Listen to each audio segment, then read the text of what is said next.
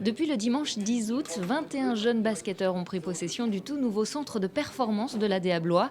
16 sont internes, c'est-à-dire qu'ils s'entraînent ici, mais aussi qu'ils mangent et dorment sur place. C'est le cas de Quentin, 17 ans, originaire de Chartres. Du haut de ses 2,01 m, le jeune homme rêve d'évoluer en NBA. En attendant, il va rentrer en terminale STMG et entame sa 3e année parmi les U18. La nouveauté pour lui, c'est sa chambre dans ce tout nouvel espace. La salle de basket est juste à côté, donc franchement c'est très agréable le matin quand tu te lèves, tu fais 30 pas et tu es déjà dans la salle.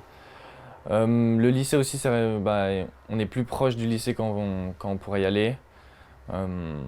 Et franchement c'est tout neuf, c'est tout beau, donc j'ai vraiment hâte de commencer l'année. Comme la rentrée scolaire n'a pas encore eu lieu, le planning de ces jeunes est encore allégé.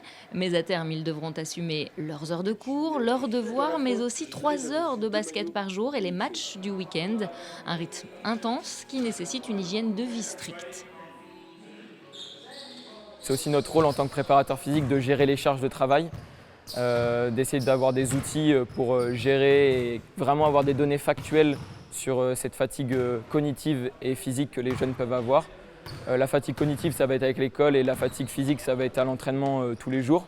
Mais vu qu'ils sont quand même jeunes et que c'est des athlètes de haut niveau, ils ont cette capacité à enchaîner les actions et les efforts et les entraînements tout au long de la saison. Allez, montée de genoux sur le côté, on fait que la jambe droite, on fait le retour sur la jambe gauche en ouverture le plus large possible. 14h30, c'est l'heure du deuxième entraînement de la journée pour une partie du groupe.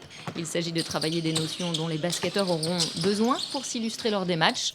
Endurance, force, vitesse et souplesse, rien n'est négligé. En fonction de leurs aptitudes sur le parquet, à terme, ces jeunes pourraient être amenés à rejoindre l'équipe première. L'objectif, c'est pas de sortir que des pros, parce que de toute façon, ça serait complètement utopique. Ça n'existe pas dans n'importe quel centre de formation, ça n'existe pas. Par contre, d'accompagner des jeunes dans leur rêve de devenir basketteur et de les faire progresser en tant que personne, ça, c'est un objectif qui nous est cher. Dès le 1er septembre, ces jeunes âgés de 15 à 20 ans vont rejoindre les bancs de la fac ou de leur lycée. Ils auront alors nettement moins le temps de parfaire leur technique au ping-pong.